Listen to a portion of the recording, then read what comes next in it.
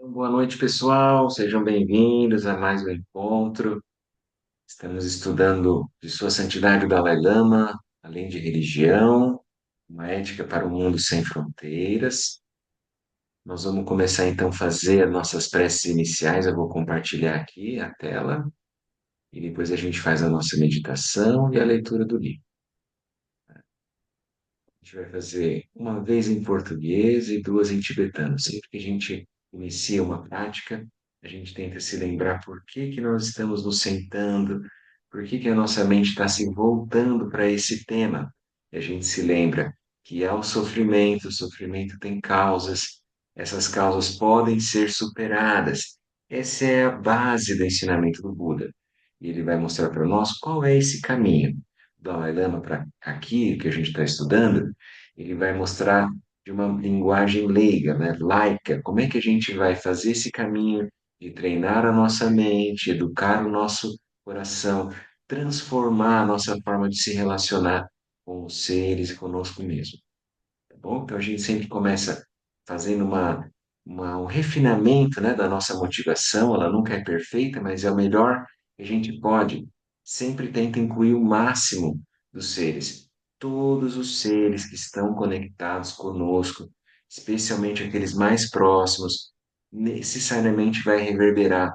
É como se a gente estivesse jogando uma pedrinha, né, na água e aquilo vai reverberar, né, aquela maneira concêntrica, né, que vai centrifugamente vai tocar todos os seres que estão conectados conosco, tá bom? Então a gente vai fazer as nossas preces, prece de 7 linhas, na fronteira noroeste do país de origem, no coração de pólen de uma flor de lótus, você obteve o mais excelente e maravilhoso sírio. Renomado como aquele que nasceu do lótus, você está cercado por um vasto séquito de daquines. Enquanto pratica seguindo seus passos, algo que se aproxime para conceder suas bênçãos. Ó, Gurupema, conceda-me os sírios. Ó, Orde, Regina, Jansan, Pema, Gesardum, Pola, Ayan, Chugino, Grubne, Pemaijane Jesudran Kordu Kandro Mampe Kor Jeji Jesudadruki Jinji Lokjir Sheksu San Guru Pema Siddhi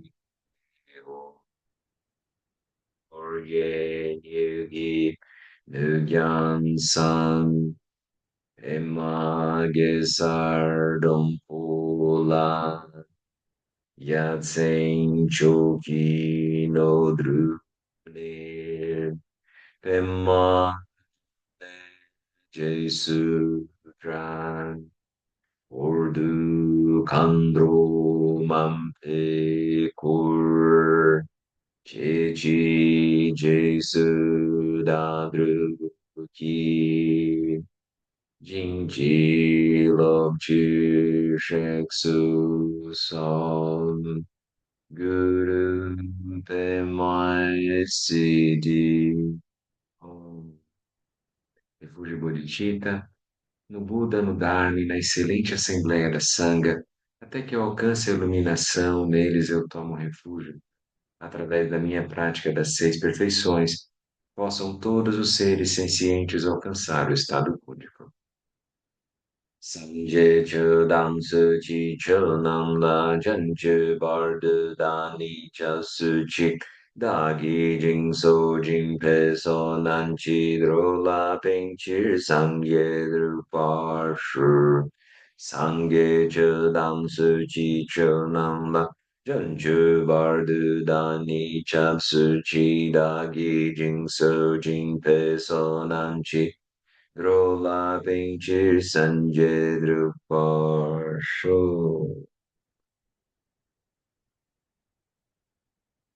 Então, encontre uma posição confortável para o seu corpo, para a sua mente. A gente vai fazer uma prática de Shamatha, permanência serena. Eu vou conduzir. conforme o ensinamento de Dudjom Rinpoche sobre a meditação lá de 1979. Então, primeiro traz a sua mente de volta, lembra de manter a coluna ereta, os olhos entreabertos, os ombros relaxados. Faça algumas respirações de modo a trazer a mente de volta para casa.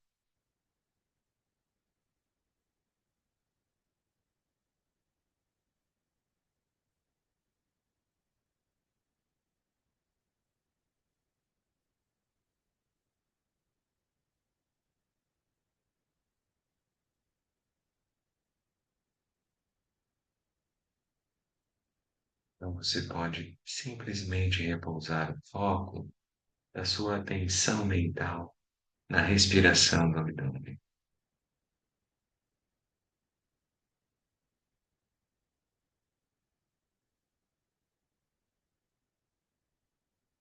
Entrando e saindo, você vai experienciar, trazer de volta a mente, momento a momento.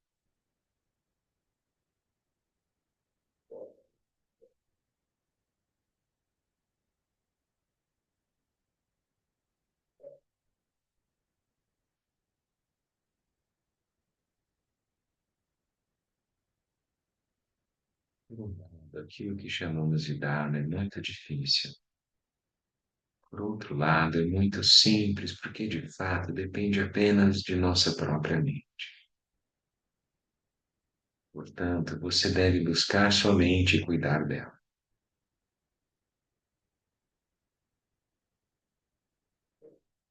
Não deixe que a mente seja arrastada pelos pensamentos que surgirem. Corte as elaborações e conceituações da mente e deixe-a relaxar em seu estado natural.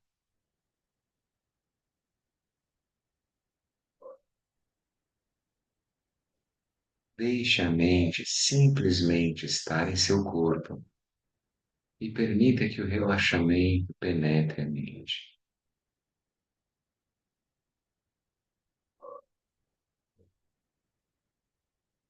E como é esse estado de relaxamento? É como a experiência de uma pessoa que acabou de terminar um trabalho bastante exaustivo.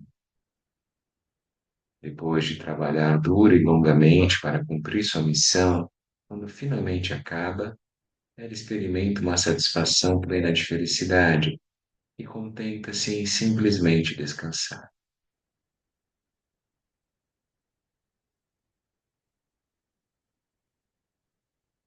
Muito naturalmente, a sua mente chega a um estado de calma, permanecerá relaxada por um tempo, sem ser aprisionada em seu padrão habitual de pensamentos descontrolados e inconcebíveis.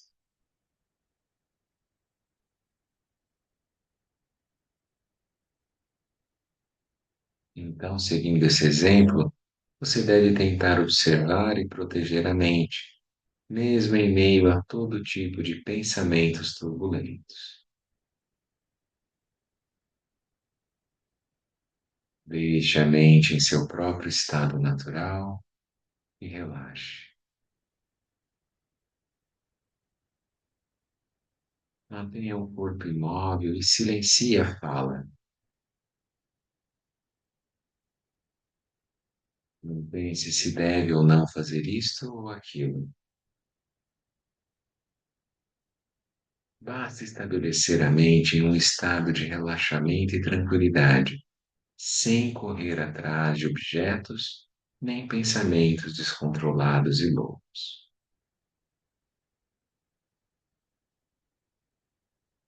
Em vez disso, permaneça em um estado vividamente aberto e vazio, brilhantemente claro e profundamente relaxado.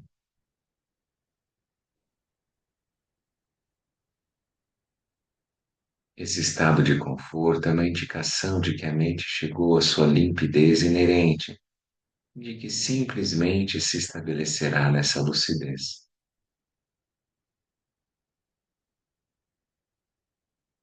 Mas ela não permanecerá assim por muito tempo. Algo irá acontecer, surgirá um pensamento. Quando esse surgimento ocorrer, deixe a consciência reconhecê-lo no mesmo instante. Não ache que algo está errado, apenas reconheça esse surgimento assim que ocorrer. E apenas deixe tudo como está, com reconhecimento. Se a mente for apenas deixada em seu próprio estado natural, ela se pacificará e o surgimento de pensamentos naturalmente diminuirá, na medida em que você permita que se autoliberem.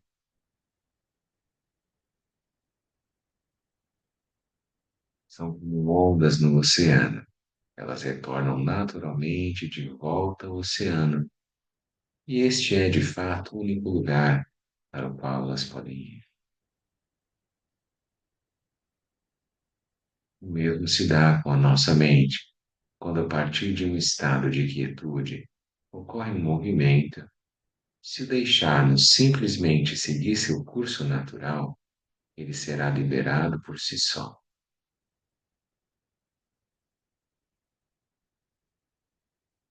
A mente será naturalmente pacificada e se tornará límpida por si só. É assim que se deve fazer essa prática. Mas se em vez disso você pensar, agora esse pensamento surgiu, isso não deve estar certo, e ficar tentando parar o pensamento, isso será apenas mais pensamento. Praticar assim aumentará mais a sua própria confusão, pois a mente continuará seguindo mais objetos. Portanto, não pratique dessa forma. Repousar no reconhecimento sem seguir os pensamentos é conhecido como calmo permanecer, porque dispersa ou pacifica o poder dos pensamentos e permite que você se mantenha na natureza de bem-aventurança de sua própria mente. Isso é o que chamamos de shamatha em sânscrito ou chinê em tibetano.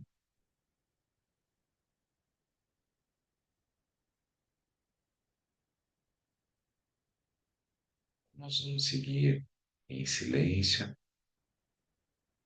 essa prática de shamatha, permanência serena, onde apenas mantemos o estado natural de relaxamento, repousando a atenção sem ser capturado pelos pensamentos, observando o surgimento, a duração e a cessação do que quer que apareça à sua tela mental. Mantenha-se consciente. Isso é o mais importante fator na prática meditativa.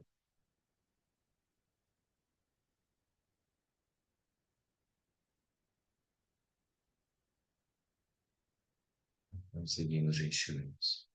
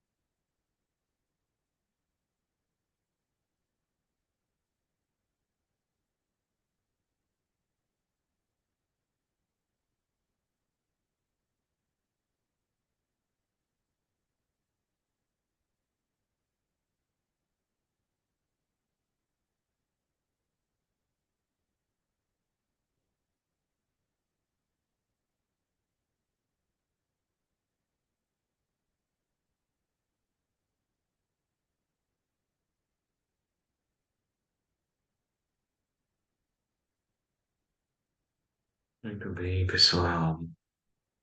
Vamos ir voltando.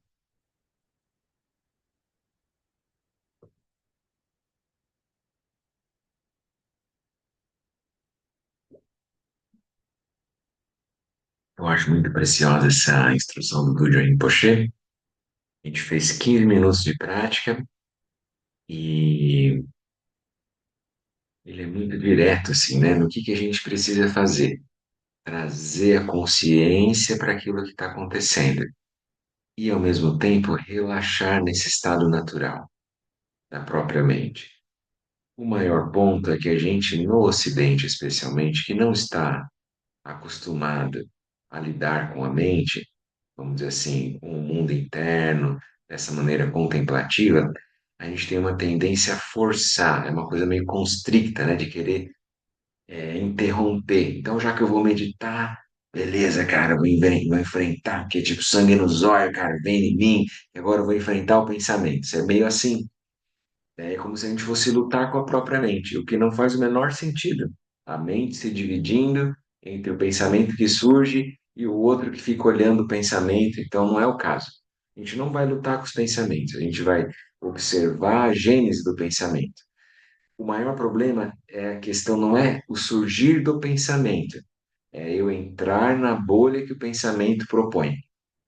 Dá para entender isso? Que daí eu vou dar uma sequência naquela história.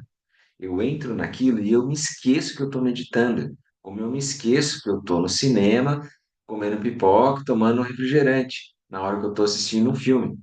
Então é isso, a gente vai tentar perceber o filme, que é a nossa própria mente que está projetando, sem esquecer que está praticando. Então, é tornar-se consciente, não perder essa lucidez. E aí, na hora que surgiu o pensamento, eu observo o surgimento. Quando eu trago clareza da mente, como ele descreveu ali, é como se o pensamento ele perde a força, ele vai durar um tempo e vai cessar. Ele se autolibera. É como uma onda. Eu não preciso fazer esforço para a onda voltar para o mar. É natural que ela volte, é para onde ela tem para voltar. É a mesma coisa. O pensamento surge do espaço da mente, dura um tempo e ele cessa e volta a se dissolver ali mesmo. Não tem para onde ele ir. O maior ponto é que eu não me perca nesse processo, que eu não fique ali ludibriado, entretido, querendo entrar naquela história. Porque isso é o samsara.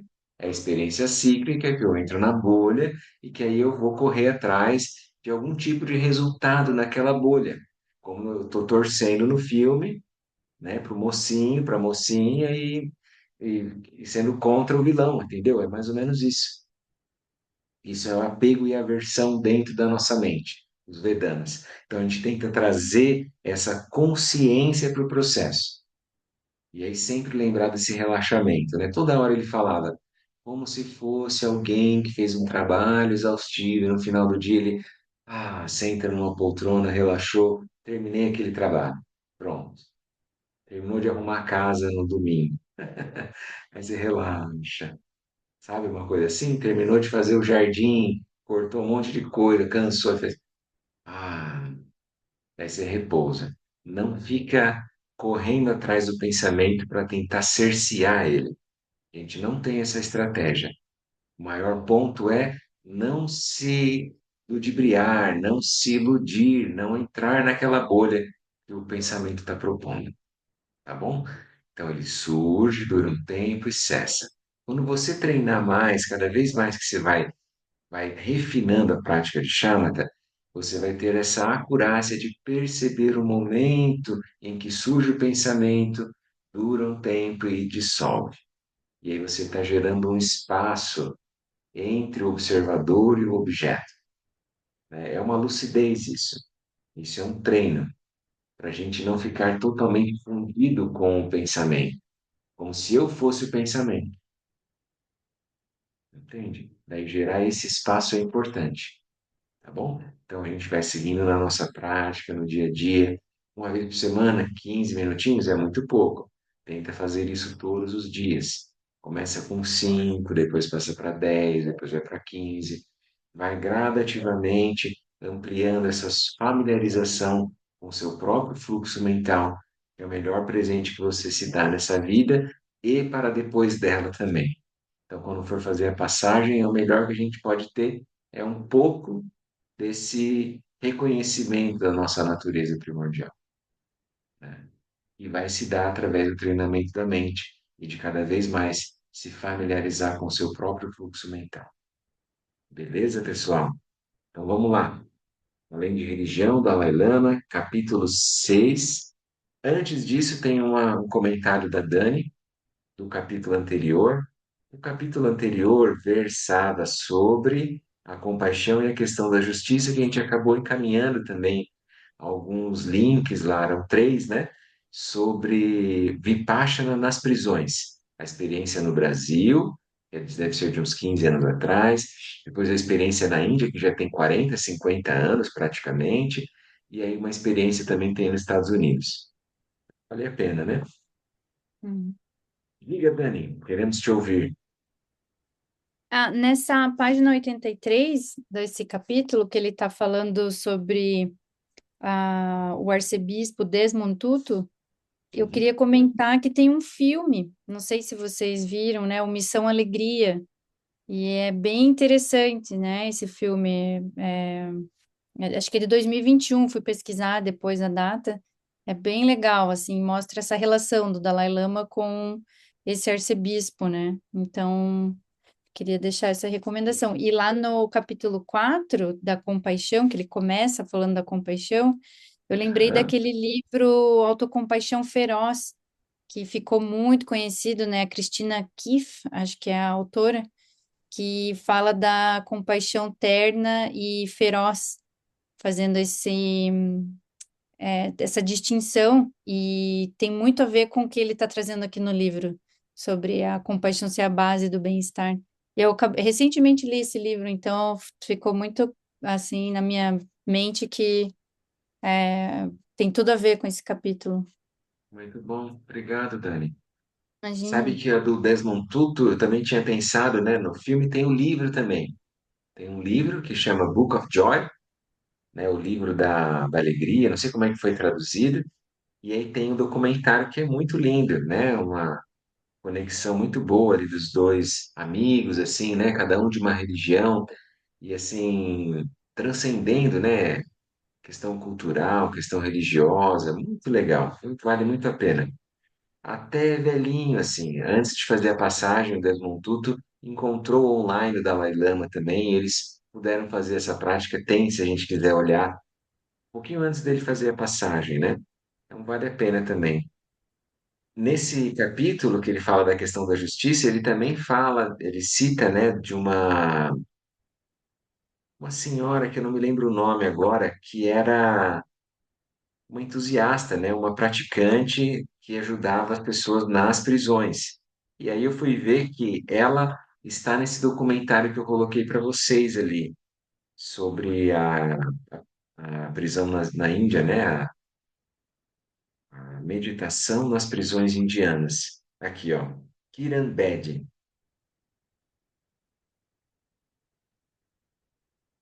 em Delhi.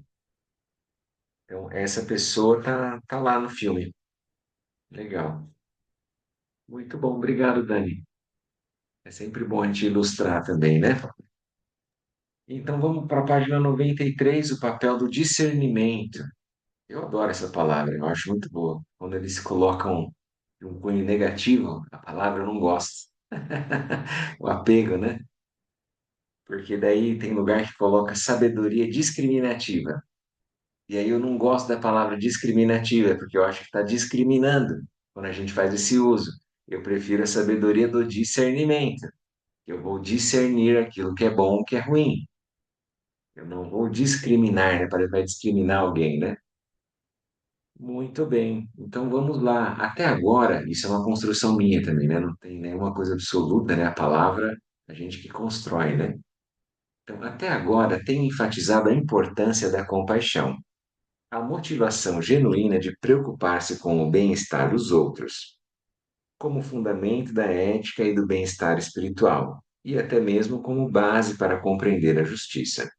Reconhecendo nossa humanidade compartilhada e nossa natureza biológica como seres cuja felicidade depende dos outros, aprenderemos a abrir nossos corações e, ao fazermos isso, ganharemos um senso de propósito e de conexão com aqueles que nos rodeiam. A interdependência, né? A compaixão imparcial e vasta, como já sugeri, é a base a partir da qual todos os valores internos positivos, a paciência, a gentileza, o perdão, a autodisciplina, o contentamento e assim por diante emergem. A motivação compassiva sólida é o fundamento da ética e da espiritualidade, mas um outro fator é crucial se quisermos alcançar um sistema ético genuinamente universal. Embora essa intenção seja o primeiro e mais importante fator para garantir um comportamento ético, também precisamos de discernimento para assegurar que as escolhas que fazemos sejam realistas e que as nossas boas intenções não sejam inúteis. Se, por exemplo, políticos levam seu país à guerra sem terem considerado plenamente as prováveis consequências desse ato, então, mesmo que suas motivações sejam sinceramente compassivas, é difícil, né? O resultado tenderá a ser desastroso. Por isso é necessário, além da boa intenção, utilizar a nossa capacidade crítica, o nosso discernimento. O exercício do discernimento, que possibilita nos relacionarmos com as situações de forma sintonizada com a realidade, nos permite transformar nossas boas intenções em bons resultados. O discernimento também desempenha um papel crucial em desenvolver nossa própria consciência ética em nível pessoal. Através do uso da nossa inteligência, chegamos à compreensão, e a compreensão é a base dessa consciência. Assim, a consciência ética, ou seja, a consciência daquilo que irá beneficiar tanto a si mesmo quanto os outros, não surge magicamente, mas vem do uso da razão. A educação em consciência ética não é diferente de qualquer outro tipo de educação. Então, a base é a nossa motivação. A motivação compassiva precisa vir acompanhada desse discernimento. É como se fosse a gente contemplar aquela motivação para encontrar meios hábeis de aplicar e ter os resultados daquela motivação. Eu quero ser de benefício para os outros e para mim mesmo. Se eu não tenho ideia de como fazer isso, é complicado, não é verdade? Então, encontrar um método, um treinamento, vai ajudar a gente a viabilizar essa motivação. É isso que ele vai dizer aqui. Então, eu vou testar, vou passar pelo crivo da minha razão e ver se aquela base ética é possível ser aplicada. E se eu consigo, vamos dizer assim, manifestar ações que venham a partir daquela intenção altruísta que a gente estava conversando até agora, que é a compaixão, ou seja, aliviar o sofrimento de todos os seres, especialmente com quem a gente tem contato mais direto, né? Estabelecendo valores internos. Todas as nossas ações têm consequências e essas inevitavelmente têm um impacto sobre nós e os outros. Só ia fazer então um comentário também na parte anterior, né, o tópico anterior. Muitas vezes a gente já se viu, quem não se viu, né? Que vai tentar ajudar alguém e não consegue. Eu tenho a intenção, eu quero ajudar. Eu realmente não quero que aquela pessoa sofra, Mas aí eu vou tentar ver os meios hábeis, eu não acho. Então, esse discernimento vai ajudar também a gente a treinar depois, encontrar um meio hábil de ajudar os seres, né? Então, estabelecendo valores internos. Todas as nossas ações têm consequências e estas, inevitavelmente, têm um impacto sobre nós e os outros. Tudo que a gente faz reverbera necessariamente. São sementes que a gente está plantando ou cultivando. Uma vez que na vida cotidiana temos constantemente que tomar pequenas decisões que têm essa dimensão ética, é muito útil ter regras ou normas básicas de ética nas quais possamos nos apoiar. Mesmo simples escolhas sobre o que produtos comprar ou que alimentos comer envolvem discernimento ético. Ao fazer essas escolhas, geralmente não temos a oportunidade de refletir sobre todas as opções disponíveis e sobre todas as prováveis consequências de cada caso. Na verdade, se refletíssemos profundamente sobre a ética de cada escolha com as quais nos deparamos, acho que não teríamos muito tempo para qualquer outra coisa. Mas, para aquelas ocasiões em que temos tempo de resolver as coisas com detalhe, é útil termos internalizado regras gerais para orientar nossas ações. Todas as principais religiões do mundo são ricas em tais diretrizes. E quando essas regras são introduzidas desde cedo, tornam-se parte do sistema de valores internos de uma pessoa. Por exemplo, na sociedade tibetana tradicional, o princípio budista de evitar causar danos aos animais foi um valor que as pessoas adquiriram a partir do ambiente cultural. Desde pequenas, as crianças foram ensinadas a evitar matar até mesmo insetos. Então, esse hábito se tornou internalizado e automático. Se acidentalmente elas pisassem em um inseto, diriam: Akaningue, ô pobrezinho. Antigamente, no Tibete, havia de fato uma legislação que proibia a caça e a pesca, exceto em algumas áreas onde a vida das pessoas dependia dessas atividades. Havia também leis mais específicas que protegiam a fauna, como regulamentações que diziam respeito às aves migratórias que nidificavam em torno do lago Manasrovar e de outros lagos. Guardas florestais garantiam que seus ovos não fossem incomodados. Estes regulamentos são exemplos de como a cultura dominante pode ajudar a formar as prioridades éticas de um povo. Em um contexto puramente secular, embora as pessoas ainda possuam valores enraizados, eles nem sempre são algo garantido. Algumas ações como matar, roubar, mentir, caluniar e explorar sexualmente, que são todas formas de violência, são, por definição, prejudiciais aos outros, de forma que a maioria das pessoas sente instintivamente a importância de evitá-las. Mas, em um mundo globalizado no qual as orientações morais religiosas não são universalmente aceitas, é preciso ir além disso. Precisamos usar nosso discernimento para gerarmos compreensão sobre os benefícios de certos tipos de comportamento e as consequências negativas de outros. Dessa forma, podemos desenvolver e internalizar um sistema de valores que guiará nossas reações na vida cotidiana. É necessário, portanto, refletirmos sobre nosso comportamento, usando discernimento para avaliar quais de nossas ações são prejudiciais tanto para nós quanto para os outros e quais são mais benéficas. Ao fazê-lo, podemos gradualmente aprender a identificar aqueles aspectos de nossa conduta que precisam ser combatidos e aqueles que precisam ser cultivados. Por exemplo, usando o nosso discernimento ao considerar as consequências da violência, podemos gradualmente chegar a um claro entendimento e convicção do quanto ela é nociva e fútil. Da mesma forma, usando o nosso discernimento para refletir sobre as consequências da paciência ou generosidade, podemos vir a compreender os seus efeitos positivos, nutrindo essa compreensão para que se torne profundamente enraizada em nossa consciência. Quando isso acontece, descobrimos que nosso comportamento é espontaneamente mais orientado ao bem-estar dos outros.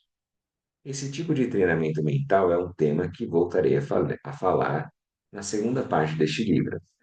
Aqui em cima, então, o Dalai Lama vai mostrar para nós aqui, ele fala das ações negativas que a gente deve evitar, né? Então, o Buda, quando encontrava ambientes leigos, pessoas, né, que não eram budistas, e ele não queria que todos se tornassem budistas, não tinha esse cunho, né, proselitista de converter o outro à sua crença. Então, o que que ele falava nesses ambientes? Ele até incentivava que as pessoas mantivessem as suas próprias crenças, cada lugar de um jeito, né? Quando a gente fala hinduísmo, na verdade, é um balaio de gato de um monte de tipo de tradição espiritual, não é uma religião só. Então, cada lugar da Índia tinha um tipo de tradição que era feita. Então, elas têm uma interconexão, vamos dizer assim, uma intersecção, mas não necessariamente são uma coisa só, né? Isso foi a maneira que nós, ocidentais, o povo abraâmico, quando chegou lá, olhou para aquilo e chamou todo mundo que morava depois do rio lá, Rio Sindo, daí todo mundo era hindu. Então é assim que a gente ficou, mas não é esse o caso. Então, quando o Buda chegava nos lugares, ele encontrava o que que era essa base ética? Ele falava o Pancasila, que são 5 ações que devem ser evitadas por todos os seres. Então, não matar, não roubar, não praticar sexo impróprio, ou seja, agredir sexualmente, né? Não mentir, ou caluniar, né? Não fazer mau uso da fala e, no final, não se intoxicar. Então, qualquer tipo de intoxicante. Daí, hoje, a gente pode olhar para tudo, né? Então não é só álcool e drogas, lícitas ou ilícitas, mas também o que a gente lê, o que a gente ouve, né? O que a gente assiste, isso tudo pode intoxicar a nossa mente, não é verdade? Então a gente pode olhar de uma forma assim. Então, o Buda usava esse pancasila, esses 5 votos que a gente procura evitar. Isso é a base da ética para todos os seres que ele oferecia. Então a gente pode cuidar. Então, não matar. Daí você vai cada vez expandindo mais isso. Não é só você pegar uma arma e matar o outro, ou matar todos os tipos de seres. Se você incentiva a morte de outros seres, ou se você se compraz com a morte, né, mesmo que sejam pessoas que você acha horríveis, que deveriam morrer, isso também cai no não matar. Então não é uma coisa boa, né? Não roubar, mesma coisa. Tudo que você tomar que não for seu, isso pode ser considerado como roubar. Então, aquilo que é oferecido, bem, beleza. Mas aquilo que não é oferecido, aí você pode estar tomando de alguém. Não agredir sexualmente. Então, a gente sabe, tudo que for gerar sofrimento para os outros ou para nós mesmos, a gente procura evitar. E aí, não fazer um mau uso da nossa fala, ou seja, não só mentir, mas não criar intriga, né? Não falar inutilmente, não ser rude na hora da fala, né? Então, isso a gente vai procurar evitar. E aí, no final, o quinto, né? Então, a gente vai evitar se intoxicar. O que que é intoxicar? Eu posso olhar nas minhas ações e ver o que está sendo nocivo e o que está sendo salutar na minha vida. A pessoa pode estar fazendo musculação e estar sendo academia, atividade física e estar sendo salutar. Ela pode estar fazendo mesmo os exercícios de uma maneira muito assim destoante que pode ser uma intoxicação. Não tem pessoas que passam muitas horas e ela começa a passar mal. Então tudo é o uso, não tem dieta é a mesma coisa. A água também, é muito bom que tome água, mas até a água, se for em excesso, pode se tornar uma coisa ruim. Vai dar um edema, vai dar um inchaço, seja o que for. Então, o que a gente está querendo dizer? Você tem que olhar a intenção que você está fazendo aquilo e ver como é que você está desenvolvendo, se relacionando com aquilo. Então, você vai ter que usar o seu próprio discernimento para ver se aquilo que você faz está sendo nocivo ou está sendo salutar na sua vida. Para tudo, né? E agora vamos seguir aqui lidando com dilemas. Na 97.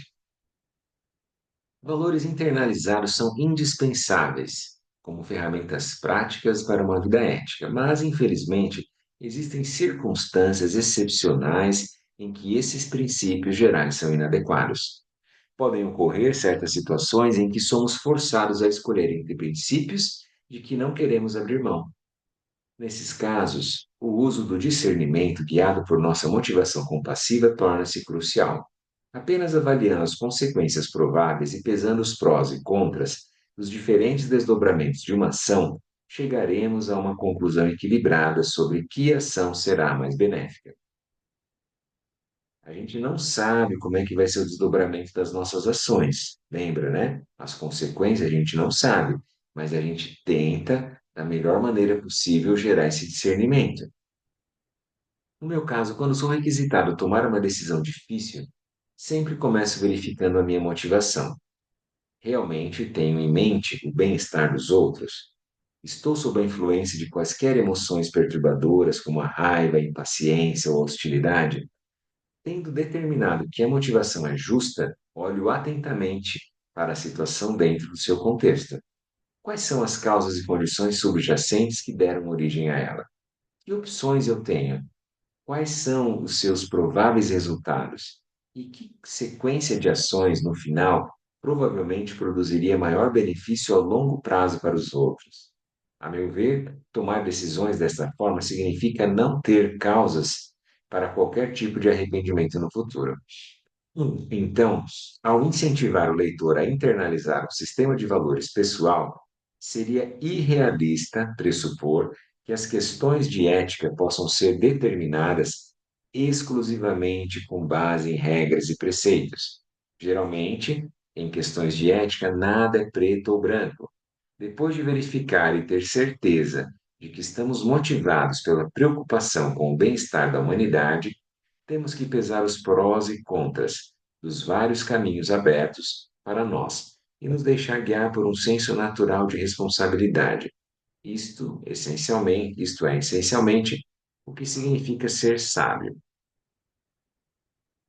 Então, mantenha a motivação, vai lá, né, descortinar, vai fazer o escrutínio, ele bem assim, refinado, dissecar aquela situação para tentar entender. E seria de maior benefício, maior número de pessoas. Eu preciso também entender, como é que eu vou dizer assim, a agenda oculta, o que está por trás, como é que aquilo chegou a acontecer. Todas as causas e condições, igual a Dalana estava colocando. Eu preciso olhar o contexto.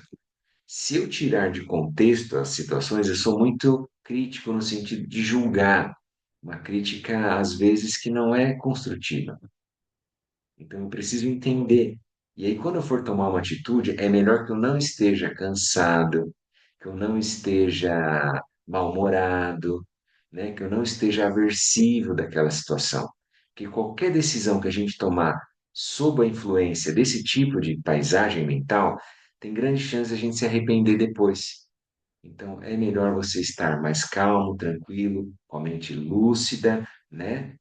Aberta, clara e o coração assim aquecido para querer realmente eu quero ajudar naquela situação. Eu não quero me vingar, não quero revanche, eu não quero ser o certo, eu não quero, sabe, ser reconhecido por ser o melhor, nada disso. Eu quero olhar o que que eu posso contribuir da melhor forma naquilo, né? Então, essa é a melhor forma, como o Dalai Lama está dizendo aqui, ser sábio. Então, não tem como a gente ficar preso a uma regra de conduta apenas. É isso que é o ponto, né?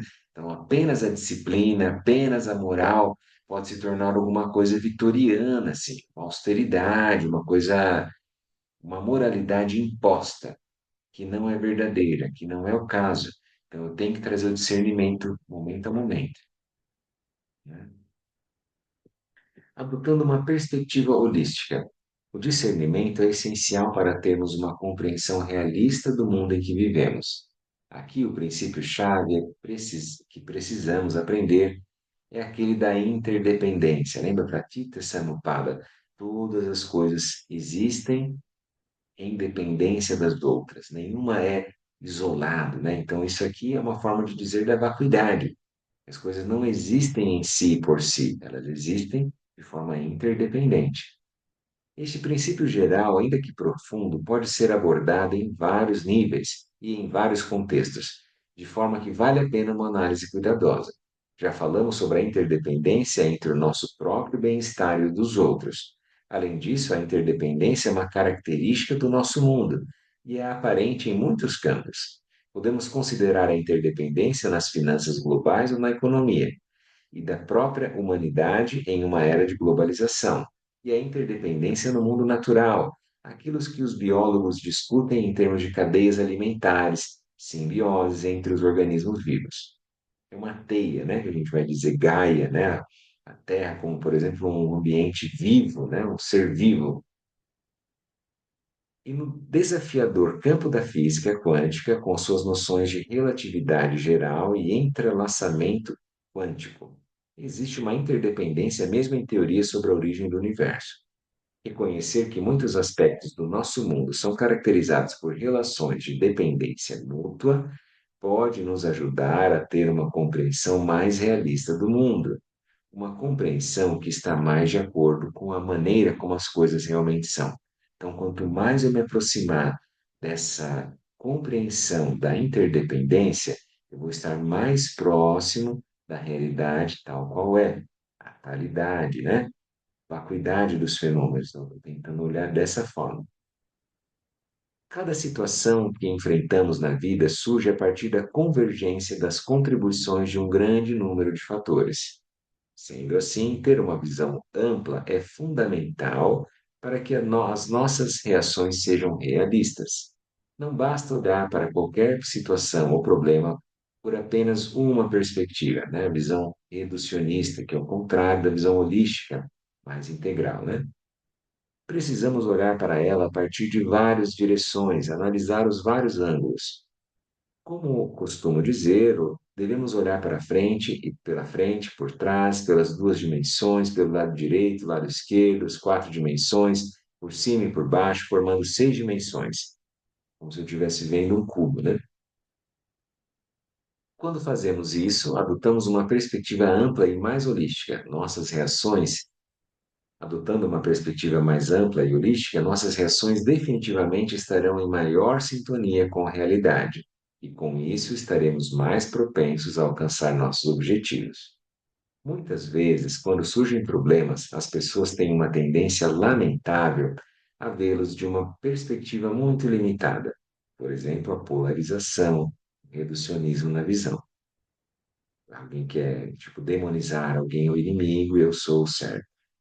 Por exemplo, imagine que o seu carro não liga. Continuar girando a chave várias e várias vezes, frustrando-se e gastando a bateria seria uma tolice. O mais sensato seria fazer uma pausa e considerar o que poderia ter causado o problema. Poderia ser uma falta de combustível ou talvez algo relacionado ao tempo chuvoso. Simplesmente recuar e olhar a situação a partir de uma perspectiva mais ampla irá lhe permitir abordar o problema com mais calma. Desnecessário dizer que isso também vai lhe oferecer uma chance melhor de lidar com a situação de forma eficiente. Mais uma vez, quando o infortúnio se abate sobre nós, tendemos a vê-lo como consequência de uma única causa e nos apressamos em culpar os outros. Isso aqui é batata, né? Tipo assim, é muito comum assim na nossa mente a gente fazer isso, né? Contra quem é o culpado. Porém, esse tipo de reação excessivamente emocional é, na verdade, bastante irrealista. Quando o ônibus está atrasado, que benefício há em ficar irritado com o motorista? Geralmente, as ações de uma única pessoa desempenham apenas um papel menor na maneira como os eventos se desenrolam. Reagir aos contratempos com acusações, sejam estas dirigidas a você mesmo ou aos outros, geralmente é um equívoco e é muito provável que só irá piorar a situação. O fato é que todos os incidentes que encontramos surgem como resultado de inúmeras causas e condições diferentes, muitas vezes fora do controle de qualquer indivíduo. Já outras podem permanecer completamente ocultas. Assim, ao nos depararmos com um grande desafio, como por exemplo a perda de emprego, podemos ficar paralisados pela ansiedade, aprisionados aos aspectos negativos do que aconteceu, pensando: agora eu não serei capaz de sustentar a minha família, ou pobre de mim, nunca vou conseguir outro emprego. O perigo dessa atitude é que, quando focamos estritamente em nossa situação imediata, nos encontramos incapazes de fazer qualquer coisa.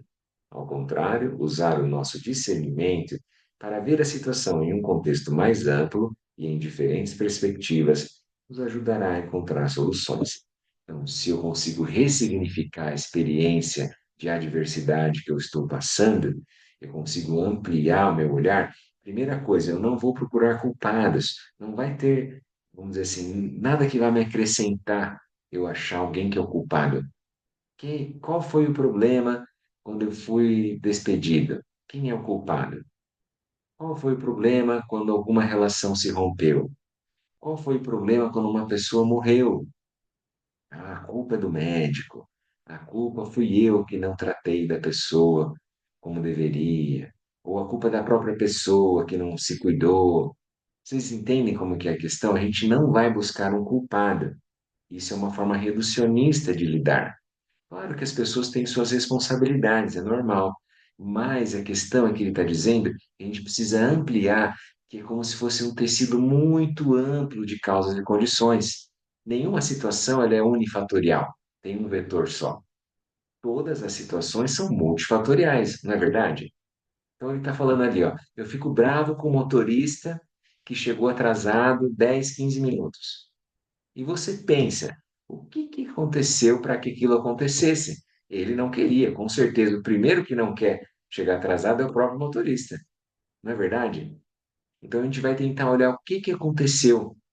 É muito mais amplo, não é uma pessoa que eu vou lá culpabilizar de uma forma reducionista, esse é o culpado. Não é o caso. Então, a gente vai tentar entender que existe uma série de causas e condições que contribuíram para que aquilo acontecesse. E aí eu começo a me tornar mais assim próximo da realidade tal qual é, ao invés da minha realidade ilusória, idealizada, né, utópica. Não é isso. Beleza? Vamos lá continuar então. A Gabriel, incerteza. Oi, pode falar, Dani. eu queria, a hora que a gente leu essa parte aqui da culpa, eu lembrei de uma situação que eu vivia quando eu dava aula para as crianças na escola, eu dava aula de inglês, e as crianças menores do primeiro ano, eles ainda têm muita dificuldade de coordenação motora. Então, era muito comum eles derrubarem o penal no chão, e sempre estava com o penal aberto, então espalhava aquele monte de lápis, e os amiguinhos sempre davam uma vaia, falavam e tal. E aí isso me incomodava muito. E aí eu fazia assim, eu ia, da onde eu tivesse, eu ajudava essa criança a recolher o que estava tudo no chão. E os amiguinhos mais próximos começaram a fazer o mesmo, de ajudar a recolher. E aí eu dizia assim: parabéns para o Gabriel, para o Diego e para a Vânia que ajudaram hoje o João quando caiu os lápis dele. E aí, como eles têm muito essa coisa de querer agradar, de querer ser querido pelo professor, toda vez que caía o penal de alguém, vinha a sala inteira, os 20 assim, querendo ajudar, porque queriam que depois eu reconhecesse e falasse o nome de cada um. Aí tive que dar uma organizada, assim, ó, só vamos fazer um combinado, só quem tá perto de quem derrubar o penal que ajuda a recolher os lápis, porque senão acabava a aula, né? Mas eu via muito esse movimento neles, assim, já de pequeno, assim, de tirar sarro, né, de fazer um bullying, assim, e é muito natural dessa fase, porque eles ainda não desenvolveram bem a coordenação motora, então eles derrubam as coisas mesmo, né, e na época, na hora que eu li isso aqui da culpa, me veio esse exemplo, assim, de anos atrás, mas que eu acho que é uma maneira que a gente pode tentar trazer um pouquinho do Dharma no cotidiano e para as crianças, assim, né? De forma simples, assim. Com certeza, muito bom, Dani, isso mesmo. Isso é uma forma também de interiorizar valores, né? Que é importante a cooperação, é importante o cuidado, que a pessoa está numa rede de acolhimento, que um vai poder ajudar o outro. É muito bom, daí muda totalmente, né? A experiência foi ressignificada. Muito bom. A incerteza é inevitável. A única certeza inevitável é a morte, né? Mas agora, a incerteza inevitável, vamos descobrir o que que ele vai querer dizer. É claro que não importa o quanto tentemos, o discernimento humano estará sempre incompleto. Impossível, então, a gente querer compreender, é isso, aquela coisa, né? Você nunca vai saber tudo. Então, né? Vamos abandonar o nosso orgulho, a nossa soberba, né? A menos que sejamos clarividentes ou oniscientes, como Buda ou como Deus, nunca iremos ver o quadro completo da situação e nunca saberemos todas as causas que deram origem a ela. Também não podemos prever todas as consequências de nossas ações. Isso a gente tinha comentado antes, né? Há sempre espaço para algum elemento de incerteza.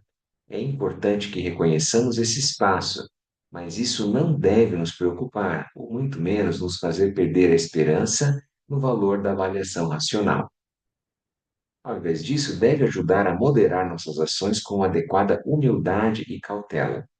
Às vezes, admitir que não sabemos a resposta em si pode servir de ajuda. Se não soubermos algo, é melhor o admitirmos abertamente do que fingirmos que sabemos por orgulho ou vaidade. Então, isso é uma bênção quando a gente fala, eu não sei, eu também não sei. Que maravilha, porque daí você se desobriga a querer sustentar alguma imagem de que sabe as coisas, né? Não é o caso. A gente tem que ter, assim, essa é uma coragem, a gente ser imperfeito, que nós somos como nós somos, velho. É impossível alguém ser perfeito e saber tudo. Não tem como. Então é um dado de realidade, tipo assim, cair na realidade mesmo, pé no chão. Tem coisas que a gente não sabe, e tudo bem. A gente se perdoa por isso, né? Tá tranquilo. A incerteza é outra razão pela qual a ética deve estar sedimentada na motivação e não puramente na consideração de consequências. O fato é que as consequências de nossas ações muitas vezes estão fora do nosso controle. O que podemos controlar é o nível da nossa motivação e o uso de nossas faculdades críticas, nosso discernimento. Quando combinamos esses dois elementos, a motivação e o discernimento, podemos ter certeza de que estamos fazendo o nosso melhor. Então, aqui eu me lembrei de um caso, uma vez eu dei um presente de aniversário para um amigo, que era um livro de budismo, assim, ele gosta, ele tem interesse, mas aquilo não ficou bem assim, sabe? Era um livro meio grande para ele, ele não. E assim, tipo, a motivação era boa. Mas, pô, ele gosta, né? Ele vai se interessar, eu vou oferecer. A gente não deve sair dando livro para todo mundo, também não é o caso, né? Mas se a pessoa gosta de ler, se ela tem afinidade com aquele assunto, então você pode oferecer. Você fala, pode ser que seja bom, que ele se conecte. Mas talvez eu não tenha tido o discernimento de ver, pô, aquilo era muito grande, eu não estava no ponto que a pessoa estava. A pessoa tem uma outra visão daquilo, né?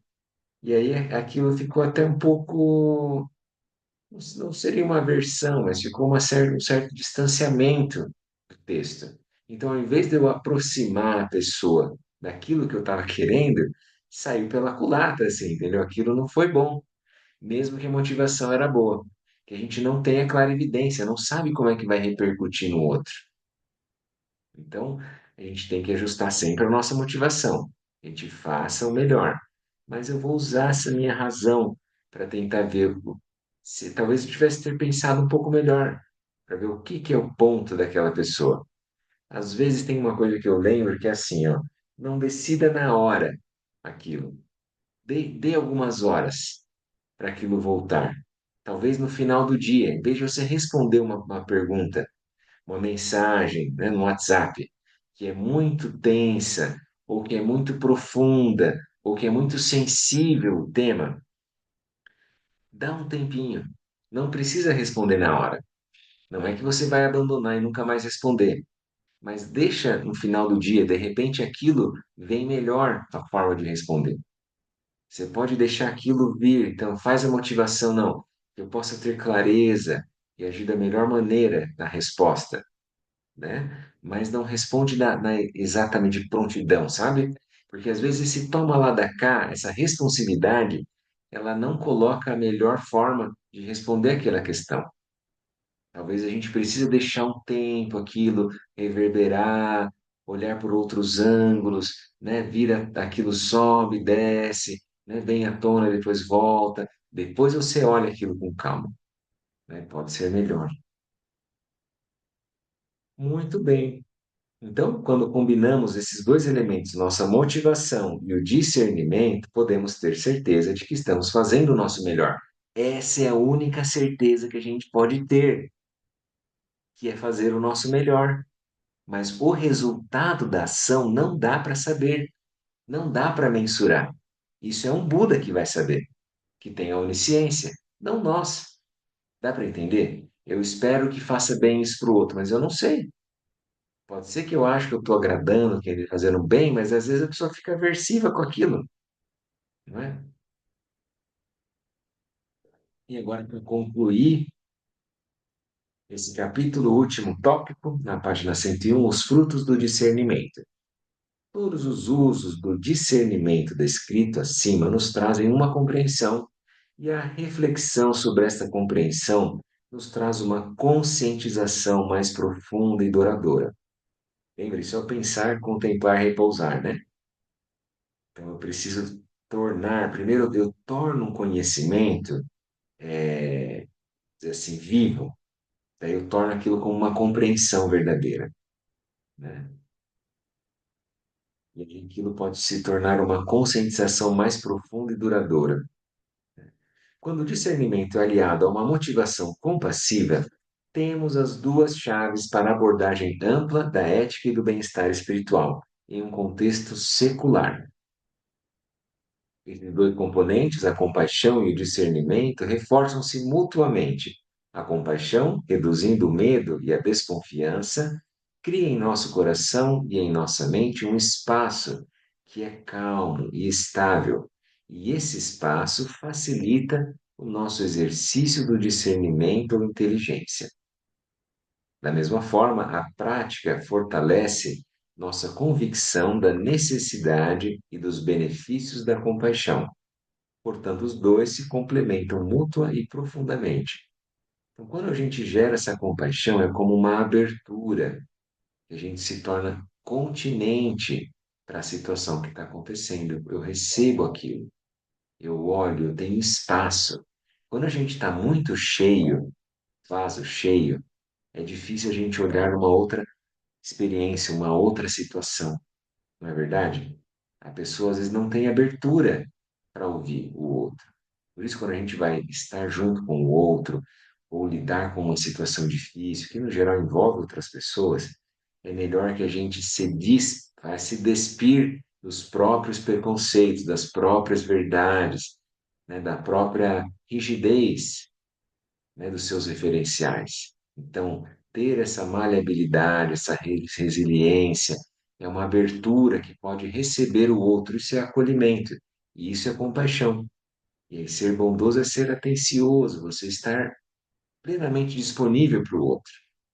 E, ao mesmo tempo, esse espaço calmo e estável, ele se torna, vamos dizer assim, um motivador, um lugar muito bom para eu poder olhar a situação, o tema. Se eu estou perturbado, se eu estou tenso, se eu estou querendo só falar as minhas verdades para o outro, enfiar a goela abaixo aquilo que eu penso, é difícil eu olhar a situação com discernimento. Então, se eu sou compassivo, eu abro espaço para minha mente ter clareza e olhar aquele tópico. Então, sempre que você tiver uma situação delicada, né, que a gente estava falando ali de alguma adversidade, tenta dar esse passo atrás, respirar e abrir um pouquinho a mente. Quando ela está mais espaçosa, ela vai ter mais clareza para lidar com discernimento com a situação, né? Tá bom, pessoal? Alguém quer fazer algum comentário, uma pergunta?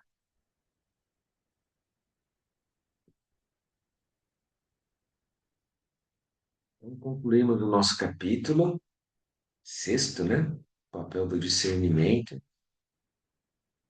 Vamos fazer um pouquinho de silêncio, de meditação. Procura encontrar mais uma vez aquela posição confortável, né? Para o seu corpo, para a sua mente, que você se sinta repousando mesmo, né?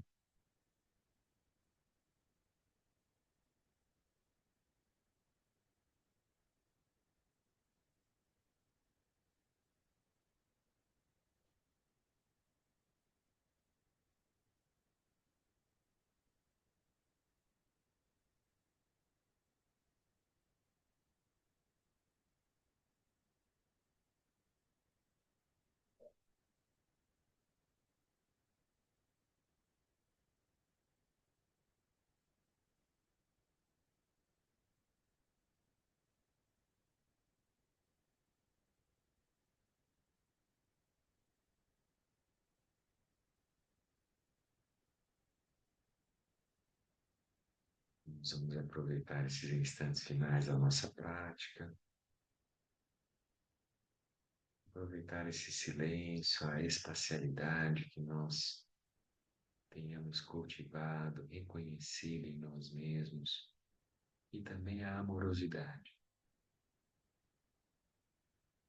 E vamos aspirar que todos os seres sejam felizes, começando por nós mesmos, e nossos familiares, amigos, colegas, as pessoas do nosso círculo mais próximo, até expandirmos, incluindo toda a biosfera. Nós aspiramos que todos os seres sejam livres do sofrimento,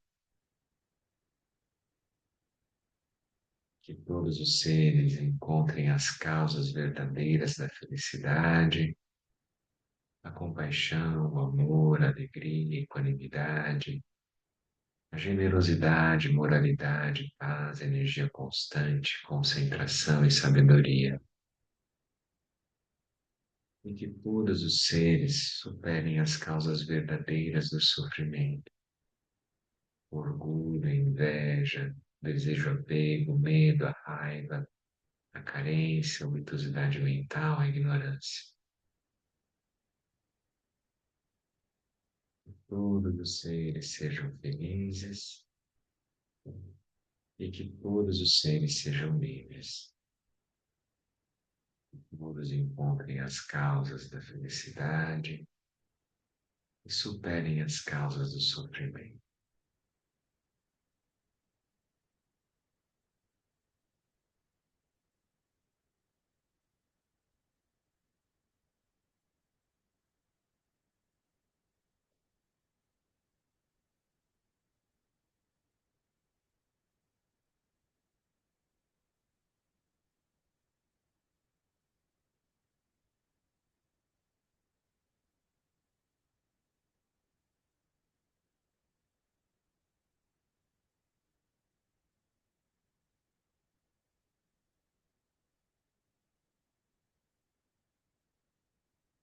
Então vamos retornando, a gente fazer a nossa dedicação.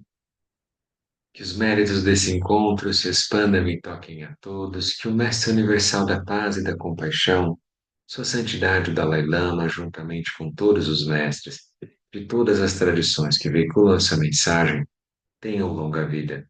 Que todos estejam a salvo de gerar pensamentos negativos, o obstáculo mais destrutivo. Que estes pensamentos nunca surjam em nossa mente e que todos os seres também estejam livres de pensamentos negativos.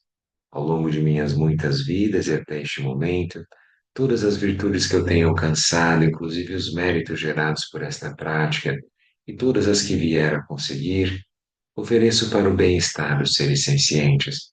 Possam a doença, a guerra, a fome e o sofrimento diminuir para todos os seres, enquanto sua sabedoria e compaixão aumentam nesta e em vidas futuras. Posso eu claramente perceber todas as experiências como sendo tão insubstanciais quanto o tecido do sonho durante a noite. Imediatamente despertar para perceber a manifestação de sabedoria pura no surgir de cada fenômeno. Posso eu rapidamente alcançar a iluminação para trabalhar sem cessar pela liberação de todos os seres, Budas e Bodhisattvas em conjunto, seja qual for sua motivação, sua ação benéfica e preces auspiciosas, seja qual for a sua onisciência, realizações e poderes benévolos, e seja qual for a sua imensa sabedoria, eu que igualmente venho para beneficiar os seres, rogo para que possa alcançar as mesmas qualidades. Neste exato momento, possam nem mesmo os nomes doença, fome, guerra e sofrimento ser ouvidos pelas pessoas e nações da terra, mas possam sim sua conduta moral, mérito, riqueza e prosperidade crescer, e possam a suprema bem-aventurança e bem-estar sempre surgir para elas.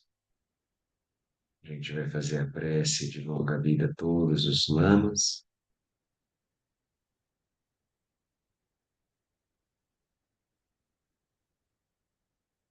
Os ensinamentos do Senhor Buda, a única fonte de felicidade e benefício, possam continuar neste mundo por muito tempo. Que as vidas dos que sustentam os ensinamentos do Buda possam ser tão estáveis quanto o estandarte da vitória. Padanjum mende jimpo tenpa yuri ne padan tenpa zingpe chebunan kutsen jatsen tenjur chi. Dissipando obstáculos no caminho. Guru Rinpoche, corporificação dos Budas dos Três Tempos. Guru que é grande bem-aventurança, Senhor de todas as realizações. Guru que é o dinâmico irado domador de maras, dissipador de todos os impedimentos, nobre. Confira suas bênçãos. Por favor, remova todos os obstáculos externos, internos e secretos. Conceda suas bênçãos para que nossos desejos sejam espontaneamente realizados. Tusum Sanje Guru Rinpoche no Drukam Nande Wajan Bojan Barche Kansado do Drakotsa Sola Dev So Jinji Lam Tu So Chinan Sangwe Barche Jiwodan Sanpadan Jidru Parjinji Lom Om Aham Benzra Guru Pema Siddhi. Prece final, a gente vai fazer para que a tradição do Guru Padmasambhava floresça. Que a grande tradição do Bhakti Shantirakshita, do mestre Padmasambhava, do rei Tritson Deutsen, possa florescer e permear os três reinos. Que a presença das três joias nunca se separe do fluxo mental dos seres, assegurando assim um sublime bem-estar através dos três tempos. King Lucho Sri Luce Zanling Sas Chantarpe Drogyu Josena Vadan Vidra Dursa Yeleixo. Muito obrigado, pessoal, mais uma vez pela presença, pela nossa prática, uma alegria. Boa semana para todo mundo e Boa noite, Obrigada. seguimos Gabriel. forte e Gratidão. firmes. Até Boa semana. mais. Tchau, tchau. Valeu, boa semana.